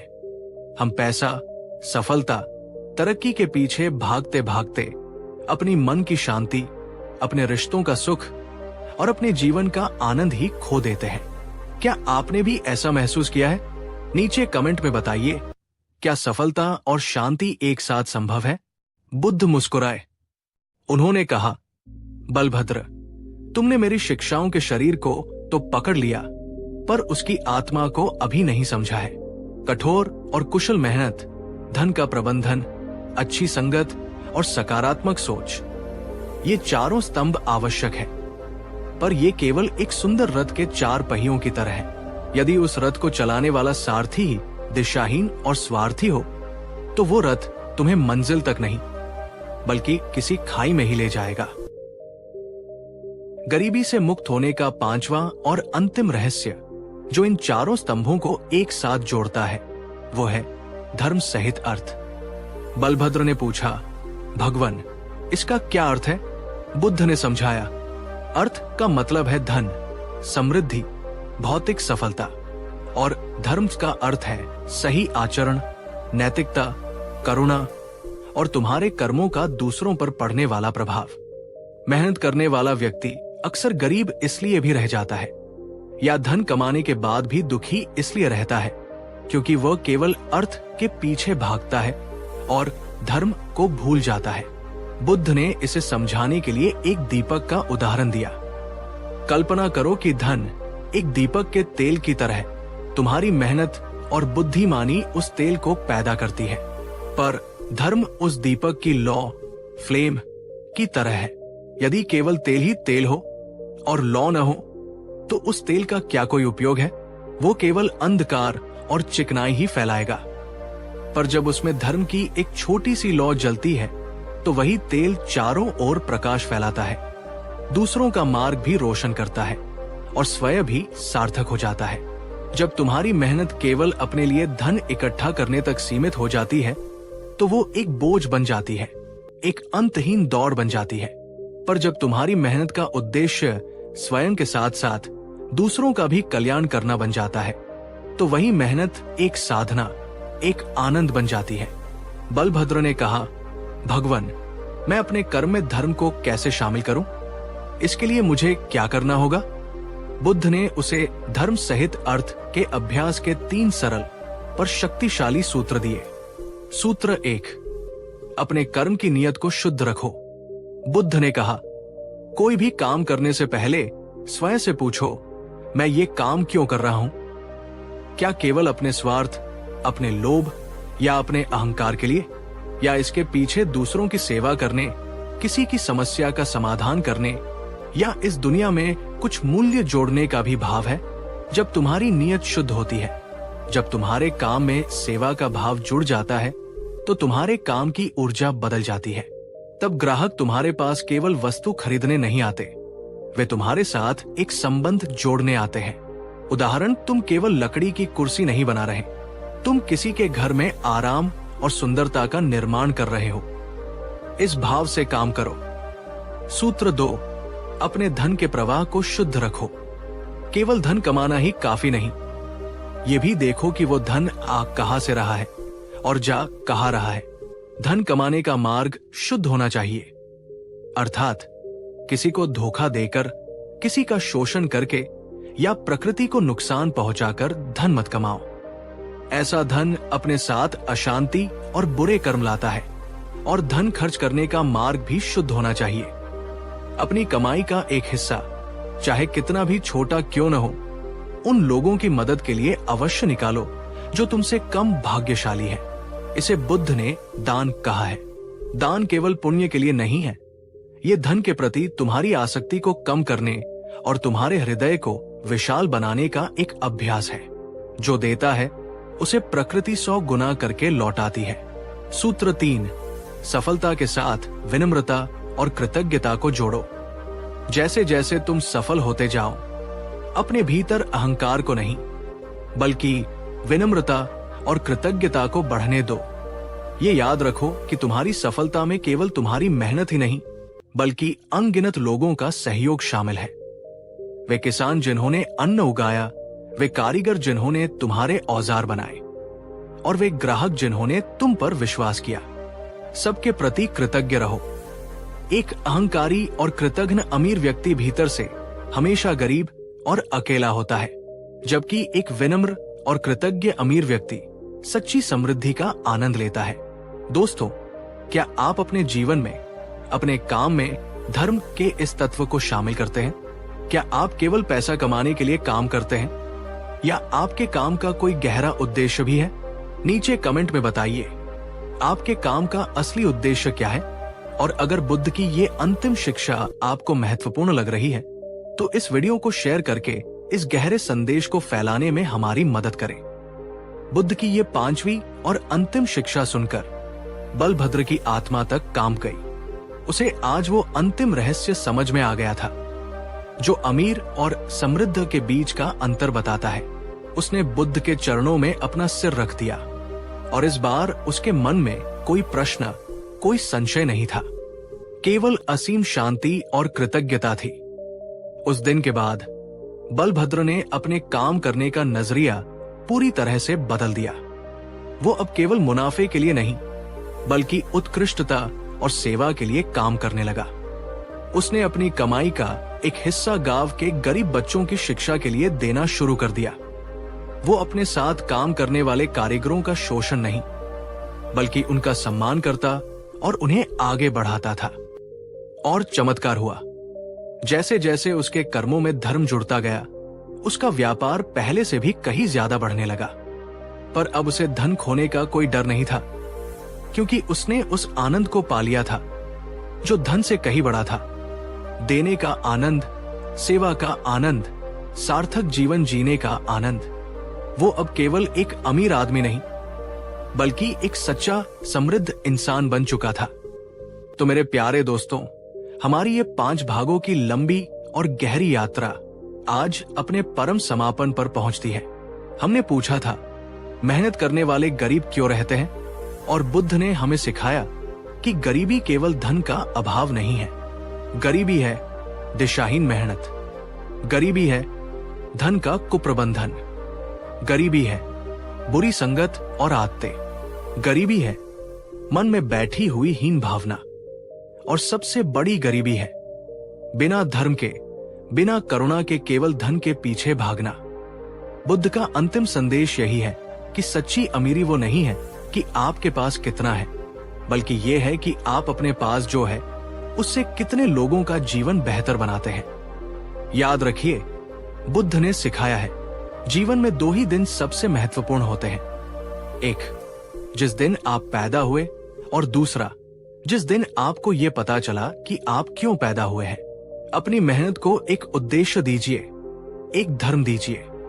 इस अविस्मरणीय यात्रा में शुरू से अंत तक हमारे साथ बने रहने के लिए आपका हृदय की गहराइयों से धन्यवाद। आपका जीवन बाहरी और भीतरी दोनों प्रकार की सच्ची समृद्धि से परिपूर्ण हो। भवतु सब्ब मंगल, सभी का मंगल हो। आज की ये कहानी बुद्ध की कोई साधारण सीख नहीं बल्कि उनके पूरे जीवन का सार है। एक ऐसी सीख जो तुम्हें बाहरी सहारों की बैसाखियों से मुक्त करके तुम्हारे ही भीतर की असीम शक्ति पर खड़ा होना सिखाएगी। ये कहानी तुम्हें अंदर से तोड़ती नहीं बल्कि तुम्हें पौलाद की तरह मजबूत बनाती है। तो मेरे साथ अंत तक बने रहिएगा, क्योंकि आज आप केवल एक कहानी नहीं बल्कि आत्मनिर्भरता और आंतरिक स्वतंत्रता का सबसे बड़ा मंत्र सीखने जा रहे हैं। ये उस समय की बात है जब तथागत गौतम बुद्ध अपने जीवन के अंतिम पड़ाव पर थे। उनका शरीर अब वृद्ध हो चला था। उनके परम शिष्य आनंद, जो एक परछाई की तरह पिछले 20 वर्षों से भी अधिक समय से उनके साथ थे, उन्हें देखकर बहुत चिंतित और दुखी रहते थे।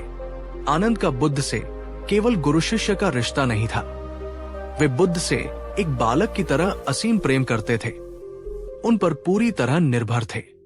हर छोटे बड़े निर्णय से पहले वे बुद्ध से मार्गदर्शन मांगते थे। हर शंका के समाधान के लिए उनकी ओर देखते थे।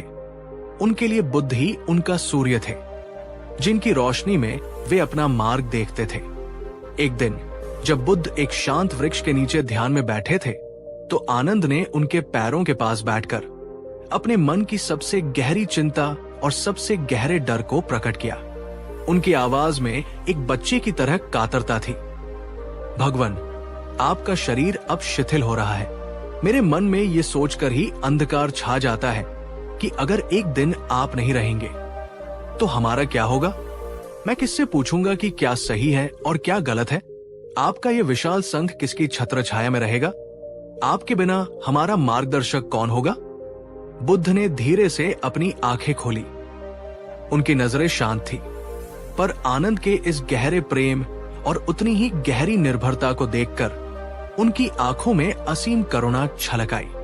वे जानते थे कि आनंद का ये प्रश्न केवल आनंद का नहीं, बल्कि हर उस इंसान का है जो किसी दूसरे को अपनी शक्ति का केंद्र बना लेता है। उन्होंने बहुत ही कोमल स्वर में कहा, आनंद, तुम मुझसे और शरीर से क्या अपेक्षा करते हो। मैंने तुम्हें वही धम्म सिखाया है जो मैंने स्वयं जाना है, बिना कुछ छिपाए। और आनंद, जो मुझसे और मेरे शरीर से प्रेम करता है, वो सच्चा शिष्य नहीं। जो मेरे धम्म से, मेरी शिक्षा से प्रेम करता है और उसे अपने जीवन में उतारता है, वही मेरा सच्चा अनुयायी है। जो मुझसे प्रेम करता है वो मेरे शब्दों पर निर्भर नहीं रहता। वो मेरे दिखाए मार्ग पर चलकर अपने भीतर के प्रकाश को स्वयं खोजता है। जरा सोचिए दोस्तों, बुद्ध यहाँ क्या कह रहे हैं। वे कह रहे हैं कि किसी व्यक्ति से प्रेम करना और उसकी शिक्षा से प्रेम करने में बहुत अंतर है। क्या हम भी अपने जीवन में आनंद की तरह नहीं हैं? हम अपने माता पिता, अपने गुरु, अपने दोस्त या अपने जीवन साथी पर इतने निर्भर हो जाते हैं कि हम अपनी खुद की निर्णय लेने की क्षमता को ही भूल जाते हैं। हर कदम पर हमें किसी की मंजूरी, किसी की सलाह चाहिए होती है।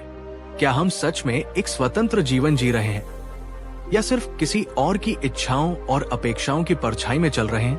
अगर तुम भी अपने हर फैसले के लिए हमेशा दूसरों की ओर देखते हो, तो बुद्ध के इस वचन को याद रखो। तुम अपना दीपक, अपनी शक्ति किसी और के हाथ में दे रहे हो। बुद्ध ने आनंद की इस गहरी निर्भरता को तोड़ने के लिए उसे समझाया। आनंद, जब एक बच्चा छोटा होता है और चलना सीख रहा होता है, तो उसे सहारे की अपने माता पिता की उंगली की जरूरत होती है। ये आवश्यक है।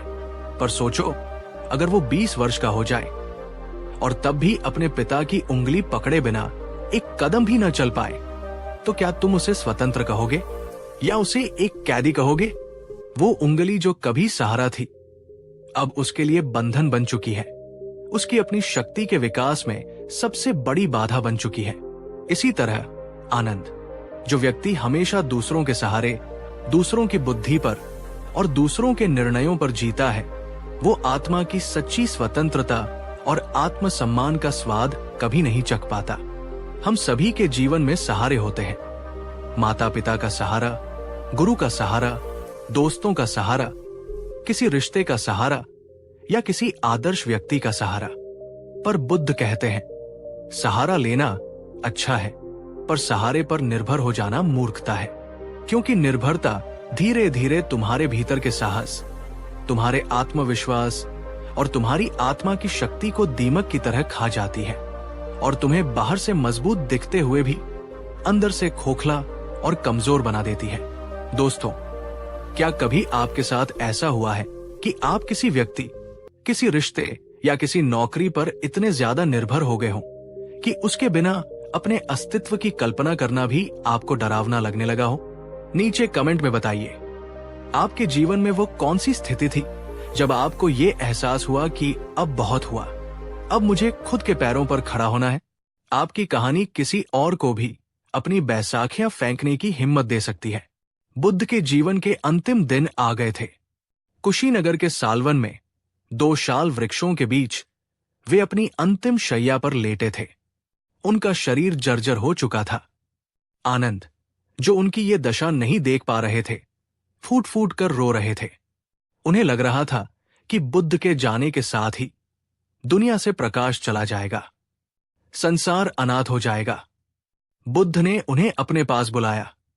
उन्होंने आनंद का हाथ अपने हाथ में लिया और मुस्कुराते हुए अत्यंत क्षीण पर स्थिर आवाज में कहा, आनंद, मेरे लिए मत रो।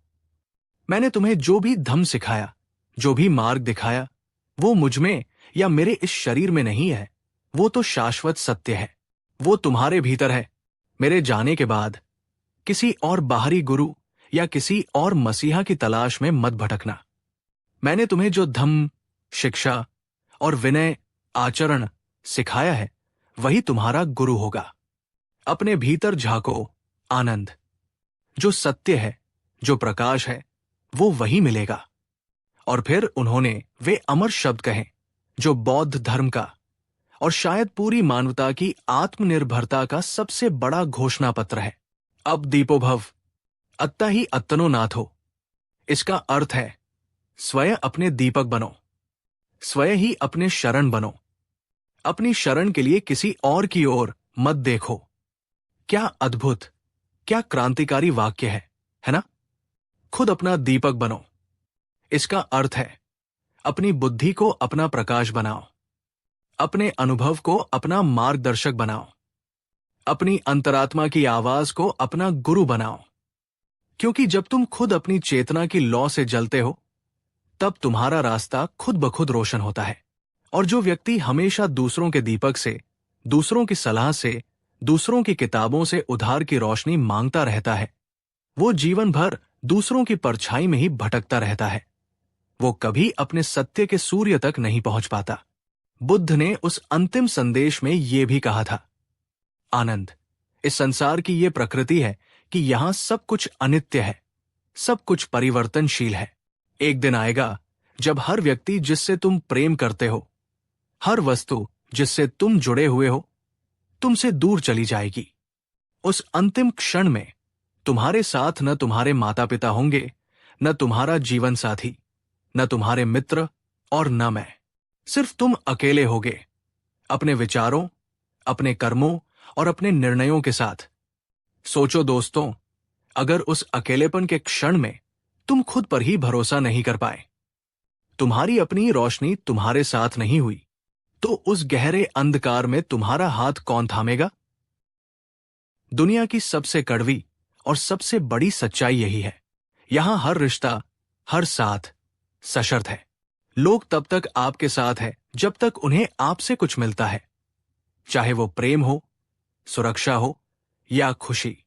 जब उनकी जरूरत खत्म होती है या आपसे बेहतर कोई मिल जाता है, तो वे तुम्हें अकेला छोड़ सकते हैं। ये कठोर है पर सत्य है। पर बुद्ध हमें डरा नहीं रहे, वे हमें जगा रहे हैं। वे कह रहे हैं कि अगर तुम अपनी खुशी, अपनी शांति, अपनी स्थिरता का केंद्र अपने ही भीतर बना लो, अगर तुम खुद पर टिके हो, तो फिर चाहे पूरी दुनिया भी तुम्हें छोड़ जाए, कोई तुम्हें गिरा नहीं सकता।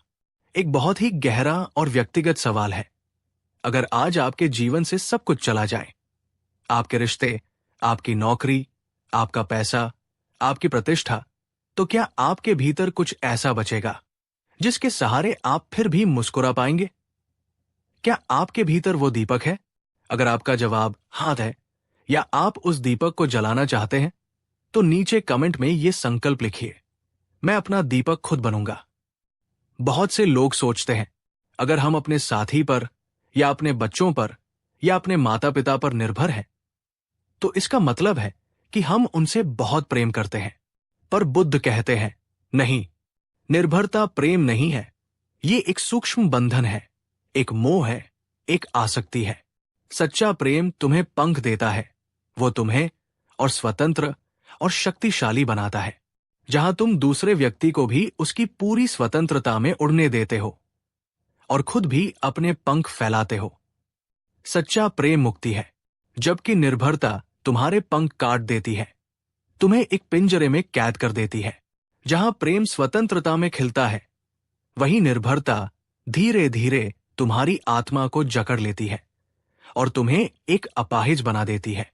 क्या आप किसी ऐसे रिश्ते में हैं जहां अब धीरे धीरे खुद को खोते जा रहे हैं, जहां आपकी अपनी कोई पहचान, अपनी कोई राय नहीं बची है? जहां आप अपना हर निर्णय भी किसी और से पूछे बिना नहीं ले सकते? अगर हां, तो रुकिए और बुद्ध की इस बात को फिर से सुनिए। ये वीडियो आपके लिए ही एक इशारा है। अब वक्त है खुद को, अपनी खोई हुई आत्मा को वापस पाने का। बुद्ध के जीवन के बिल्कुल आखिरी क्षण थे। आनंद उनके पास बैठे अब भी सिसक रहे थे। उनका हृदय अपने गुरु के बिछोह की कल्पना से फटा जा रहा था। बुद्ध ने धीरे से अपनी आंखें खोली और अपने सबसे प्रिय शिष्य की ओर देखकर कहा, आनंद, अब और मत रो। मैंने तुम्हें पहले ही सिखाया है कि जो भी जन्मा है, जो भी संयोग से बना है, उसका वियोग, उसका अंत निश्चित है। मेरे इस शरीर को भी जाना ही है, पर मेरी शिक्षाएं, मेरा धम्म अमर है। उसे बाहर किसी किताब या किसी मूर्ति में मत खोजना, उसे अपने भीतर खोजना। फिर उन्होंने अपनी बची हुई सारी ऊर्जा को एकत्रित करके अंतिम बार पूरी मानवता के लिए अपना परम संदेश दोहराया। अब दीपोभव, अपने भीतर का दीपक स्वयं जलाओ। और इतना कहकर वे परम शांति, महापरिनिर्वाण में लीन हो गए। उस रात आनंद का दुख तो गहरा था, पर उस दुख के पार उन्होंने बुद्ध की अंतिम शिक्षा के सत्य को अनुभव कर लिया था। उन्होंने समझ लिया था कि बुद्ध का शरीर चला गया है, पर बुद्ध की चेतना, उनका प्रकाश अब उन्हें बाहर नहीं, अपने भीतर ही खोजना है। और कहते हैं, वही रात थी जब बुद्ध का बाहरी दीपक तो बुझ गया, पर उनका सच्चा प्रकाश, उनका धम्म, आनंद के भीतर एक अमर दीपक बनकर जल उठा। दोस्तों, आज हम एक ऐसे युग में जी रहे हैं जहां हमारी जिंदगी दूसरों पर निर्भर होती जा रही है। हमें क्या पहनना है, क्या खाना है, कहाँ घूमना है, और यहां तक कि हमें क्या सोचना है, ये सब कोई और तय कर रहा है। सोशल मीडिया, विज्ञापन और सूचनाओं के इस अंतहीन शोर में हम अपनी खुद की आवाज सुनना ही भूल गए हैं। लेकिन बुद्ध का ये संदेश, अप दीपो भव, आज पहले से कहीं ज्यादा प्रासंगिक है। ये हमें कहता है, दूसरों की राय से प्रभावित होने से पहले खुद की अंतरात्मा से पूछो। किसी ट्रेंड को फॉलो करने से पहले अपने सत्य को खोजो। किसी बाहरी गुरु की तलाश करने से पहले अपने भीतर के गुरु को जगाओ। तुम्हारा जीवन तभी चमकेगा, तुम्हारी यात्रा तभी सार्थक होगी, जब तुम उस यात्रा के नक्शे दूसरों से मांगना बंद कर दोगे और अपनी दिशा खुद तय करोगे। याद रखो दोस्तों, दूसरों की छाया में जीने वाला व्यक्ति कभी अपने अस्तित्व का सूरज नहीं बन पाता। और जो व्यक्ति एक बार अपने भीतर का दीपक जला लेता है, उसे फिर दुनिया का कोई भी अंधेरा डरा नहीं सकता। जब तुम खुद पर, अपनी बुद्धि पर और अपनी क्षमता पर विश्वास करते हो, तब ये पूरा ब्रह्मांड भी तुम्हारे साथ चलने के लिए मजबूर हो जाता है। यही आत्मनिर्भरता की शक्ति है। इसलिए बुद्ध कहते हैं, दूसरों के जलाए हुए दियों की उधार की रोशनी में रास्ता मत ढूंढो। अपनी आत्मा की चिंगारी से, अपने भीतर की लौ से अपना रास्ता खुद बनाओ।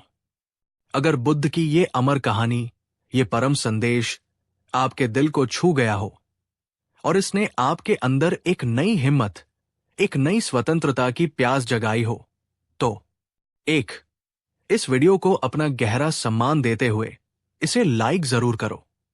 बुद्ध का प्रकाश आज भी, इसी क्षण तुम्हारे भीतर जल रहा है। बस उसे बाहर मत खोजो। अपनी आंखें बंद करो और अपने भीतर देखो, क्योंकि वही तुम्हारा सच्चा, शाश्वत और अविनाशी दीपक है। पिछले भाग में हमने बुद्ध की उस अमर वाणी को सुना, अप दीपो भव, स्वयं अपने दीपक बनो। हमने जाना कि कैसे बुद्ध ने अपने अंतिम क्षणों में अपने सबसे प्रिय शिष्य आनंद को और पूरी मानवता को बाहरी सहारों से मुक्त होकर अपने ही भीतर के प्रकाश में जीने का मार्ग दिखाया। लेकिन ये महान शिक्षा एक गहरे प्रश्न को भी जन्म देती है। एक ऐसा प्रश्न जो शायद आपके मन में भी उठ रहा होगा, ये सुनने में तो बहुत अच्छा लगता है, पर इसे करे कैसे, जब जीवन की कठोर सच्चाइयां हमें चारों ओर से घेर ले। जब सब कुछ हमारे खिलाफ हो, तब हम अपने भीतर का वह दीपक आखिर जलाए कैसे? आज की हमारी ये यात्रा इस श्रृंखला का समापन भी है और इसकी पराकाष्ठा भी। आज हम सिर्फ कहानी नहीं सुनेंगे, बल्कि बुद्ध की इस महान शिक्षा को अपने वास्तविक जीवन, अपनी आधुनिक परिस्थितियों में उतारने का व्यावहारिक मार्ग भी खोजेंगे। बुद्ध कहते थे, जिंदगी हर किसी की परीक्षा लेती है, कभी हालातों के रूप में तो कभी लोगों के रूप में। लेकिन एक बहुत ही गहरा रहस्य है, परीक्षा इसलिए नहीं आती कि तुम हार जाओ, बल्कि परीक्षा ठीक उसी क्षण आती है जब तुम्हारे भीतर का दीपक जलने के लिए तैयार होता है। तूफान दीपक को बुझाने नहीं, बल्कि उसे और मजबूती से जलना सिखाने आता है। बुद्ध के पास एक बार एक युवक आया। उसका चेहरा उतरा हुआ था, उसकी आंखें सूनी थी। वो बोला, भगवन, मैंने अपना सब कुछ खो दिया है। मेरा व्यापार दिवालिया हो गया। जिस परिवार के लिए मैंने सब कुछ किया, उन्होंने मुझे अकेला छोड़ दिया, और मेरे सबसे करीबी दोस्त भी मुझसे दूर हो गए हैं। मेरे पास अब कोई सहारा नहीं है। मेरा जीवन समाप्त हो गया है। ये सुनकर कोई भी साधारण व्यक्ति उसे सांत्वना देता, पर बुद्ध की आंखों में दुख नहीं, एक अजीब सी चमक थी। वे मुस्कुराए और बोले, तो अब तुम्हारे पास जीवन का सबसे बड़ा अवसर है, वत्स। वो युवक ये सुनकर चकित रह गया। उसने कहा, अवसर? कैसा अवसर? मेरे पास तो अब कुछ भी नहीं बचा। बुद्ध ने बड़ी करुणा से उत्तर दिया, ठीक यही तो अवसर है। अब तुम्हारे पास कोई बाहरी सहारा नहीं बचा है। अब तुम्हें मजबूरी में ही सही, पर अपने भीतर के उस सहारे को खोजना पड़ेगा जो तुमसे कभी छिन नहीं सकता। अब तक तुम दूसरों की दी हुई बैसाखियों पर चल रहे थे। आज जीवन ने तुमसे वे बैसाखियां छीन ली हैं, ताकि तुम ये जान सको कि तुम्हारे अपने पैर भी हैं और वे दौड़ने में भी सक्षम हैं। सोचिए दोस्तों, बुद्ध यहां क्या कह रहे हैं। वे कह रहे हैं कि जीवन का सबसे अंधकारमय क्षण ही तुम्हारे आंतरिक प्रकाश के उदय का सबसे बड़ा अवसर होता है। क्या आपके जीवन में कभी ऐसा वक्त आया है जब लगा हो कि अब सब कुछ छिन गया है, और फिर उसी गहरे अकेलेपन में, उसी निराशा में आपने अपने भीतर एक ऐसी ताकत को जागते हुए महसूस किया हो जिसके बारे में आप पहले जानते तक नहीं थे? नीचे कमेंट में बताइए। क्या कभी ऐसा हुआ है कि किसी व्यक्ति या परिस्थिति का आपका साथ छोड़ देना ही आपके लिए एक छिपा हुआ वरदान बन गया, जिसने आपको पहले से कहीं ज्यादा आत्मनिर्भर और मजबूत बना दिया? बुद्ध अक्सर अपने शिष्यों को चेताते थे, निर्भरता इस संसार का सबसे मीठा जहर है। ये जहर मीठा क्यों है? क्योंकि शुरुआत में ये बहुत अच्छा लगता है, बहुत आरामदायक लगता है। जब कोई हमारी देखभाल करता है, हमारे लिए निर्णय लेता है, हमारी जिम्मेदारियां उठाता है, तो हमें एक सुरक्षा का एहसास होता है। पर धीरे धीरे, बिना हमें पता चले, ये मीठा जहर हमारी आत्मा की शक्ति को, हमारी निर्णय लेने की क्षमता को और हमारे आत्मविश्वास को भीतर ही भीतर कमजोर करता जाता है। ध्यान से देखिए, जब भी आप कहते हैं, मैं उसके बिना जी नहीं सकती, अगर वो नौकरी चली गई तो मेरा कुछ नहीं होगा, मेरे माता पिता या मेरा साथी ही मेरे जीवन के हर निर्णय लेते हैं, तो असल में आप प्रेम नहीं, बल्कि अपनी कमजोरी प्रकट कर रहे होते हैं। आप अनजाने में ये घोषणा कर रहे होते हैं कि आपकी अपनी कोई स्वतंत्र शक्ति नहीं है। बुद्ध सिखाते हैं, सच्ची स्वतंत्रता किसी देश की बाहरी आजादी नहीं है, बल्कि ये तुम्हारे मन की आंतरिक मुक्ति है। अपने ही बनाए हुए डरों से, अपनी ही बनाई हुई अपेक्षाओं से और अपनी ही बनाई हुई निर्भरताओं से। ऑडियंस से एक सीधा और गहरा सवाल, दोस्तों, जरा रुकिए और अपने जीवन में झांकिए। आपकी सबसे बड़ी निर्भरता क्या है? क्या ये कोई व्यक्ति है, कोई रिश्ता है, आपकी नौकरी है, आपका पैसा है, या लोगों की प्रशंसा और स्वीकृति है? वो कौन सी एक चीज या व्यक्ति है जिसके बिना आपको ये लगता है कि आप अधूरे हो जाएंगे? अपनी उस निर्भरता को नीचे कमेंट में लिखिए, अगर आप सहज हो। उसे पहचानना और स्वीकार करना ही उस बंधन से मुक्त होने की दिशा में पहला और सबसे साहसिक कदम है। तो अब सबसे महत्वपूर्ण प्रश्न उठता है। बुद्ध तो बार बार कहते हैं, अपना दीपक स्वयं बनो, पर यह दीपक आखिर जलता कैसे है? इसका स्विच कहाँ है? बुद्ध का उत्तर अत्यंत सरल पर बहुत गहरा था। कस्सी सुनो कत्था, अत्ता ही अत्नो सच्चा। अर्थात किसी की कही सुनी बातों पर केवल इसलिए विश्वास मत करो, अपने सत्य को स्वयं अनुभव करो। इसका मतलब है, किसी की बात को केवल इसलिए मत मान लो कि वो किसी महान गुरु ने कही है या किसी पवित्र किताब में लिखी है या सदियों से उसे सब मानते आए हैं। नहीं, उस शिक्षा को लो, उस पर मनन करो, उसे अपने जीवन की कसौटी पर परखो, अपने अनुभव की आग में उसे तपाओ। जो तुम्हारे जीवन में शांति लाता है, जो तुम्हें करुणावान बनाता है, जो तुम्हें अधिक स्वतंत्र और कम भयभीत महसूस कराता है, केवल वही तुम्हारे लिए सत्य है, वही तुम्हारा मार्ग है। दोस्तों, बुद्ध हमें कोई एक बना बनाया मार्ग नहीं देते, वे हमें अपना मार्ग स्वयं बनाने के लिए प्रेरित करते हैं। हर व्यक्ति का दीपक अलग होता है, उसकी लौ भी अलग होती है।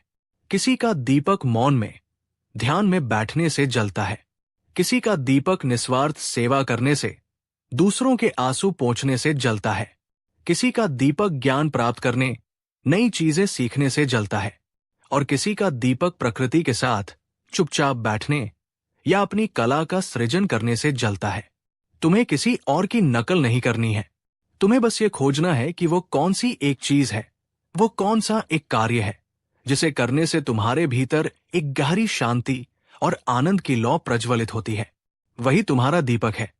बहुत से लोग आत्मनिर्भर होने से इसलिए डरते हैं क्योंकि उन्हें अकेलेपन से डर लगता है। हम कहते हैं, मुझे अकेलापन डराता है, लेकिन बुद्ध कहते हैं, जो व्यक्ति अकेले होने से डरता है वो वास्तव में स्वयं का सामना करने से डरता है। जो व्यक्ति अपने ही साथ शांति से नहीं बैठ सकता, वो दूसरों के साथ रहकर भी कभी सच में शांत नहीं हो सकता। जिसे अपने साथ रहने में, अपने आत्मसंग में आनंद आने लगता है, वो इस संसार में सबसे शक्तिशाली और स्वतंत्र व्यक्ति बन जाता है, क्योंकि उसकी खुशी की चाबी अब किसी और की जेब में नहीं होती। अकेलापन तब दर्द देता है जब हम अपनी भावनाओं, अपने विचारों और अपने अतीत से भाग रहे होते हैं और हमें अपना ध्यान बंटाने के लिए किसी और की जरूरत पड़ती है। लेकिन जब तुम ध्यान में बैठते हो और हिम्मत करके अपने भीतर के इस शोर का, इस बेचैनी का सामना करते हो और धीरे धीरे उससे दोस्ती कर लेते हो, तो वही अकेलापन तुम्हारा सबसे बड़ा मित्र, तुम्हारा आत्मसंग बन जाता है। क्या आप अपनी जिंदगी में इतने व्यस्त हो गए हैं कि खुद से मिलने का, खुद को सुनने का समय ही नहीं मिलता? चलिए, आज से एक छोटा सा संकल्प करते हैं। हर दिन केवल 10 मिनट आप किसी शांत कोने में बिना फोन के, बिना किसी किताब के अकेले बैठेंगे। बस अपनी आंखें बंद करें, अपनी सांस को महसूस करें और अपने आप से ये सरल सा सवाल पूछें, मैं अभी इसी क्षण सच में क्या महसूस कर रहा हूं? वहीं से, उस मौन से ही तुम्हारे भीतर का दीपक जलने की शुरुआत होती है। क्या आप ये 10 मिनट का चैलेंज लेने के लिए तैयार हैं? कमेंट में yes 10 minutes for my self लिखिए। ये समझाया जाएगा कि जब आप आत्मनिर्भर बनते हैं तो लोग आपको स्वार्थी या बदला हुआ कह सकते हैं। बुद्ध की शिक्षा है कि इस पर प्रतिक्रिया न करें, बल्कि सबके प्रति करुणा रखें, क्योंकि वे अभी अपनी यात्रा पर हैं। यह बताया जाएगा कि जब बाहरी गुरुओं पर निर्भरता छूटती है तो हमारी अपनी अंतरात्मा, इंट्यूइशन ही हमारी सबसे बड़ी मार्गदर्शक बन जाती है। हर निर्णय से पहले अपने भीतर की आवाज को सुनना ही बुद्ध के मार्ग पर चलना है। आज के सोशल मीडिया, सूचनाओं के बोझ और बाहरी वैलिडेशन, प्रशंसा की चाह के युग में आत्मनिर्भरता की जरूरत पहले से कहीं ज्यादा है। बुद्ध की शिक्षा हमें अपनी खुशी के लिए लाइक्स और कमेंट्स पर निर्भर होने से मुक्त करती है। बुद्ध द्वारा बताए गए 4 व्यावहारिक उपायों, स्मृति, ध्यान, मेडिटेशन, सम्यक कर्म और मैत्री को संक्षेप में दोहराया जाएगा, जो आत्मनिर्भरता की साधना के 4 स्तंभ हैं। दोस्तों, बुद्ध की ये अमर वाणी अब दीपो भव केवल एक उपदेश नहीं है, ये एक क्रांति का आह्वान है। ये एक घोषणा पत्र है तुम्हारी अपनी स्वतंत्रता का। क्या तुम तैयार हो उस दीपक को जलाने के लिए? आज से किसी की मंजूरी का इंतजार मत करो। आज से अपनी खुशी के लिए किसी और को जिम्मेदार मत ठहराओ। आज से अपनी समस्याओं के समाधान के लिए किसी सहारे को मत ढूंढो। बस अपनी आंखों को बंद करो और अपने भीतर की उस असीम शक्ति पर, उस शांत प्रकाश पर भरोसा रखो। अगर तुम ये संकल्प लेते हो तो पूरे हृदय से नीचे कमेंट में लिखो, अब मैं अपना दीपक खुद बनूंगा। और अगर बुद्ध की ये गहरी, जीवन बदलने वाली कहानी तुम्हारे दिल को छू गई हो तो इसे लाइक करो, अपने दोस्तों के साथ शेयर। आंखें बंद करो, एक गहरी सांस लो और धीरे धीरे छोड़ो और अपने भीतर, अपने हृदय के केंद्र में उस छोटी सी, शांत और अविनाशी लौ को महसूस करो। वही तुम्हारा स्वयं है, वही तुम्हारा सत्य है। वो कभी नहीं बुझता, चाहे बाहर कितने भी तूफान क्यों न हो। बुद्ध ने कहा था, जो व्यक्ति अपने ही भीतर के इस दीपक को पहचान लेता है वो फिर कभी अंधेरे में नहीं रहता, वो स्वयं प्रकाश बन जाता है। अब समय है उस दीपक को जगाने का, अपने भीतर की उस लौ को पूरी दुनिया में फैलाने का और स्वयं एक प्रकाश बनने